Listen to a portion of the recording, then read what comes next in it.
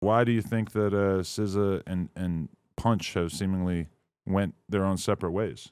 I don't know. Did they? I know SZA still signed to TDE, right? Well, but he was managing her. So she was signed to his label, and then he was also managing her, because isn't that normally a conflict of interest? Well, I don't know. Was she signed directly to TDE or was she signed to Punch and then Punch had the thing with TDE? I don't know.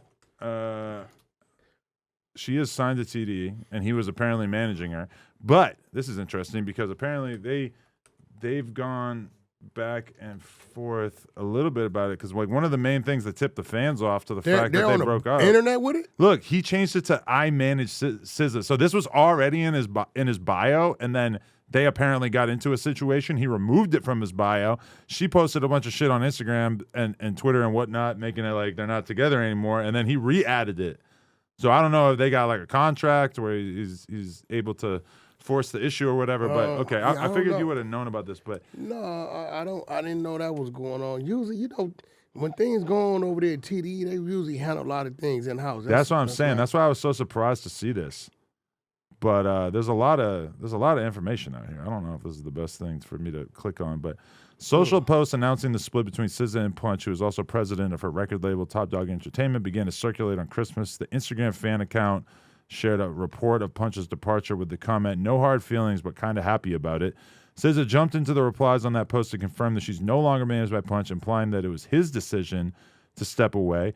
"Nothing to celebrate. The end of an era. I wish him the best," she wrote, inserting a heart emoji before adding, "Whatever his choices may be." In a separate comment, she continued, "And to be clear, I love Punch deeply.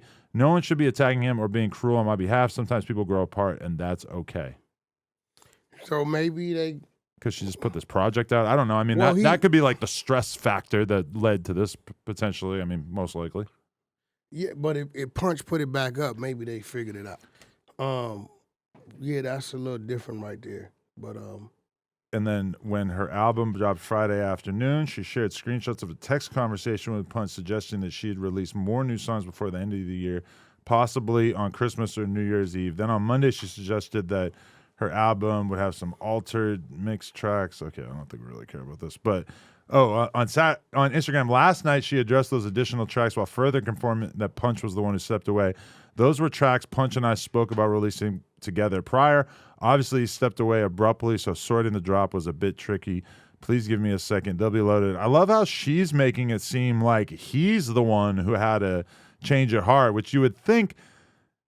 I mean, she seems like the one who's more likely to be wishy-washy in this sort of situation, or to make an irrational or spur of the moment decision, right? Well, he's older. She's said a lot of wild stuff publicly over the years. Punch is the president of TDE. Yeah. So end of the day, he's up on the Top Dog, who's the CEO. Uh-huh. So Top is gonna teach and breed bosses. Right. And he'll teach you that sometimes you got to take a loss, you know what I mean, to open doors up for your gain. So maybe something may have happened business-wise, or something happened to where Punch maybe gave a commitment to something and maybe she didn't want to do it, or, whatever it was, they going to figure it out. I mean, look at this. This is interesting. He says, "Shaking my head, change your bio and everything goes haywire. Sheesh. I'm beginning to suspect that some of you guys don't fancy me very much," which makes it sound as if he just randomly changed his bio to not say "I manage SZA," which is what I said before. And then the fans freaked out so bad that they essentially created this situation, which I would have assumed that they would have got into the conflict. He would have changed his bio, and then the fans would have hyped it up. But I would not think that the fans freaking out about it would have been the thing that put so much, intensity behind the situation. One thing we know, bro, is those fans. Yeah. Watch everything. Especially, she probably got like the most absurd, obsessed they fan base you could ever think of. Academics hit me saying that he felt she was dissing him in the song with Kendrick. Yeah. I'm like, bro, what do you mean? So she was like dishing you or something like that? Well, yeah, and Kendrick says some shit about like, "Oh, you were hanging out with bitch ass," whatever, that basically makes it sound like... I know what Kendrick was, who he's talking about. Once I heard them lyrics, I knew what that was. But I guess because he kept saying chat, she kept saying chat. That's an academics thing to call it chat. Yeah. So whatever she was saying, she kept saying chat. And I'm like, well, shit, man. Like, I'm like, are you like, I would be flattered. Yeah. Like, if SZA dissed me, singing, Yeah. I would be flattered. Yeah, I guess. But It's like, SZA. because you're assuming that she's going to be saying something superfluous that you don't give a fuck about. No, for one, it's SZA. Okay, if she says, like when Gucci dissed you and he said, "Fucking, what was it? He whack. He don't keep it 100, whatever." Who gives a fuck? That's barely even a diss. What if SZA had a lyric that said, Gucci did not say that. Who Somebody did? else. Somebody else did. Either way, if SZA dissed you and said Wack 100 is a piece of shit and he's corrupt and he's a scammer, things you actually would be offended by. What if she said Wack 100 is a vulture? Yeah, but that's a little different. I know, but I'm saying those. I'm trying to think of things that would actually hurt your feelings. Okay, what I would probably say is, SZA, are you insinuating that I assaulted you? I mean, I'm just going hypothetical here. I'm I just would saying, like, ask what if she said something I would about you ask her. on a song SZA, that was actually are you damaging? telling the world that I got that close to your body? Okay, it's not about the specific example. That's what you I'm said. just saying, she didn't say anything that crazy about Act that would really like trigger. If it was about me, what the fuck do I care? But okay, this is the thing. I'm gonna be real. Okay. If it was probably another female artist, I probably would have something to say. But the fact that she signed the TDE, I wouldn't even hear it. She signed the Top Dog. That's my big homie. And she's a girl. It's hard. It's hard to get mad at a Yeah, girl I rapping give a fuck about about her some being shit, a right? girl. We'd make their ass content too. Shout out to the exposures. But the fact that she signed the TDE, my respect for Top Dog, it will be greater than my distaste for what she had to say. Mm. I literally would trip. I would probably laugh at it, but in Act's case, he was going at SZA. They've gone back and forth a lot I had over to call the years. him the last time. He was getting a little too out of hand. Yeah. I had to call him. He made fun of her BBL. That set off all the watchdogs. And what's crazy, I guess, I didn't really notice. I never even noticed her BBL. Yeah, I didn't notice honestly. because I'm gonna be real. I don't look at SZA, no disrespect, as a sex symbol. Mm. When I hear SZA, I think great music, humble personality, great soul, right? She's a sister. So I wasn't checking to see what her BBL looked like. I haven't observed it. I'm going to take a look next time I get a chance. However, I have two things to say about SZA. Number one, when she called me a culture vulture, essentially by voting in a poll on Instagram, no, yeah, some girly fan page had a poll because of something I said about her, where I think I was criticizing the fact that Kendrick chose to do the interview with her in Harper's Bazaar, whatever, and so this fan page put up a poll that said, "Is Adam 22 a culture vulture?" And the fan page was able to view and see that SZA voted yes, which is fucking hilarious. I responded and I basically said, like, I really don't give a fuck. I don't know anything about her. I never listened to her music. I don't even know what her music sounds like.